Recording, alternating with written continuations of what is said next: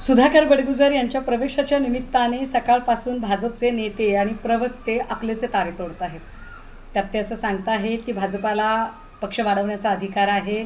एखादी व्यक्ती जर भाजपाकडे यायला इच्छुक असेल तर भाजपा तिला का घेणार नाही, किंवा आरोप केलेले आहेत पण आरोप सिद्ध कुठे झालेले आहेत।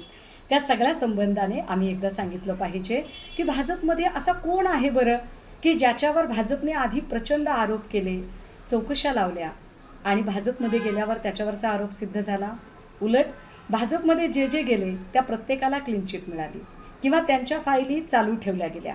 फाईल चालू ठेवणे म्हणजे प्रेशर टॅक्टिकचा वापर करणे की बघ, आवाज केलास तर तुझ्या आदर्शची फाईल बाहेर निघू शकते, आवाज केलास तर बघ 70,000 कोटीचा घोटाळा बाहेर निघू शकतो किंवा अजून काही।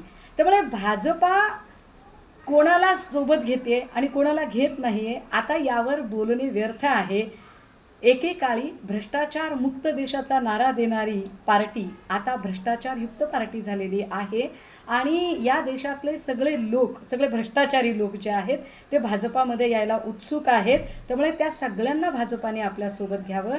आमची सगळ्या वृत्तवाहिन्यांच्या माध्यमातून हे आवाहन आहे या देशातल्या आणि या राज्यातल्या तमाम गुन्हेगारांना, जो कोणी खुनी असेल, बलात्कारी असेल, गुन्हेगार असेल आणि जामिनावर बाहेर असेल, तर अशा लोकांना जर या सगळ्या आरोपातून वाचायचं असेल तर त्यांनी तात्काळ भाजपमध्ये प्रवेश करून घ्यावा।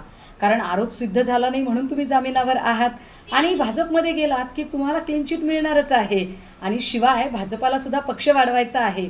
उद्याला सलीम कुत्ता किंवा दाऊदच्या लोकांना जरी वाटलं की नाही आम्हाला जायचं आहे त्या पक्षामध्ये, तर मला वाटतंय भाजपाला पक्ष वाढवायचा आहे आणि इच्छा व्यक्त केली तर भाजपा नाही का म्हणेल बरं। त्यामुळे त्यांनाही भाजपाने पक्षात घ्यावे। आता हे सगळं चालू असताना भाजपाने नवाब मलिकांना का सोबत घेतले नाही, तर त्याचं साधं कारण आहे, नवाब मलिक हे मुस्लिम आहेत।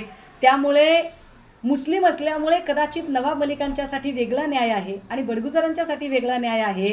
या संबंधाने बडगुजर तुम्ही गेलात सुखी राहा, कारण तुमची खरी जागा ही त्या सगळ्या भ्रष्टाचारी, गुन्हेगार, बलात्कारी, ईडी, CBI या सगळ्या लोकांनी ग्रस्त असणाऱ्या लोकांच्या सोबत होती।